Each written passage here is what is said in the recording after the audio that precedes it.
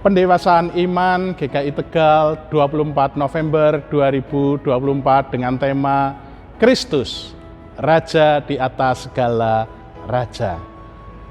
Sebelumnya, saya memperkenalkan diri. Saya Pendeta David Nugrahaningwidi dan saat ini saya melayani di GKI Pemalang.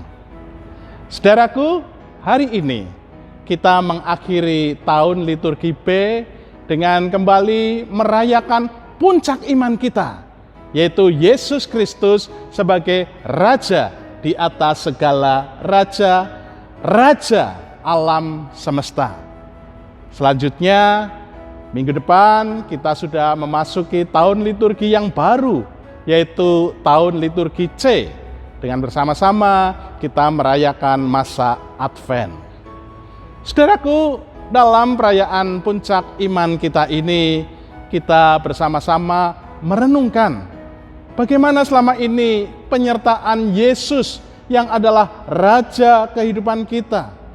Dengan demikian, kita semakin memahami bahwa Tuhan Yesuslah sang sumber otoritas kekuasaan yang sejati. Sehingga saudara, siapapun kita dan bagaimanapun keberadaan kita, ketika mungkin suatu saat kita dianugerahi kekuasaan ataupun wewenang, kita bisa menggunakan semuanya itu untuk menyatakan kebenaran, sebagaimana Tuhan Yesus yang memakai semua kekuasaan dan wewenangnya untuk menyatakan kebenaran. Sungguh saudaraku, sekalipun Yesus adalah Raja di atas segala Raja, Raja seluruh alam semesta yang kekuasaannya tidak saja di bumi, tetapi juga di sorga. Tetapi ia sama sekali tidak menggunakan jabatan dan kekuasaannya tersebut dengan semena-mena.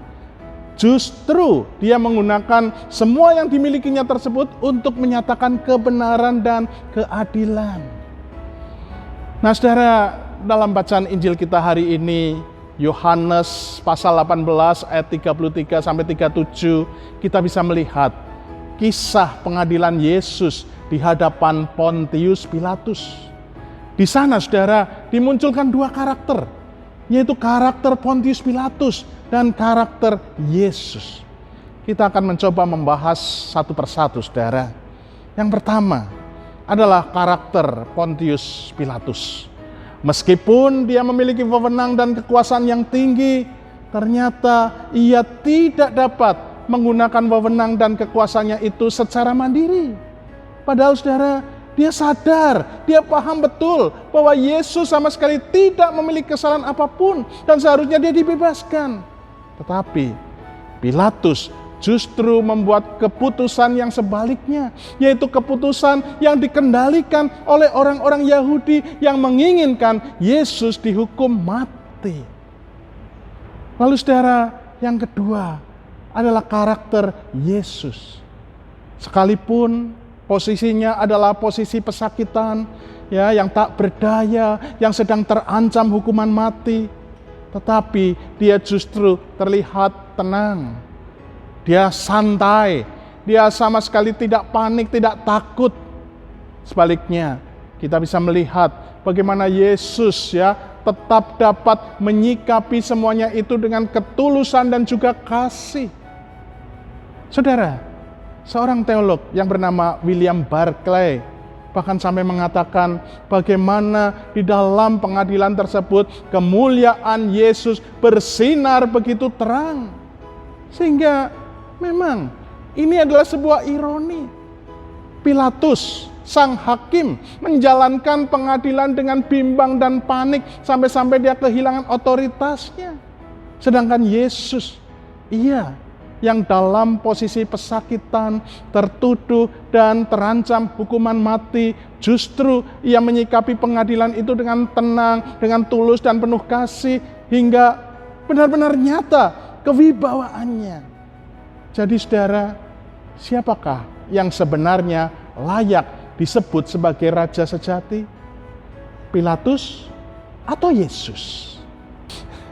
Sekarang bagaimana dengan kita? Setiap kita, apa dan bagaimanapun keadaan kita, pada dasarnya kita ini adalah raja-raja kecil yang juga pasti memiliki wewenang ataupun otoritas. Sebagai seorang ayah atau suami, sebagai seorang ibu atau istri, sebagai orang tua, sebagai pemimpin perusahaan, sebagai majikan, bahkan di gereja, sebagai seorang penatua atau pendeta. Apakah selama ini kita sudah memakai otoritas dan wewenang kita untuk menyatakan kebenaran? Atau jangan-jangan selama ini kita masih suka memakai otoritas dan wewenang kita untuk bertindak semena-mena kepada orang-orang yang lebih lemah dari kita? Mari saudaraku, kalau kita memang benar-benar mengaku sebagai para pengikut Kristus, mestinya kita dapat menggunakan otoritas dan wewenang kita untuk menyatakan kebenaran. Sekalipun untuk menyatakan kebenaran itu ada konsekuensinya, ada rintangan, ada tantangan, ada ancaman, bahkan ada harga yang harus kita bayar, tetapi kita harus tetap menegakkannya. Sebab inilah yang dikehendaki oleh Tuhan untuk kita lakukan. Dia sudah terlebih dahulu memberikan teladan kepada kita.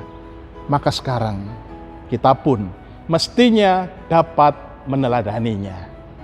Tuhan Yesus memberkati kita semua. Amin.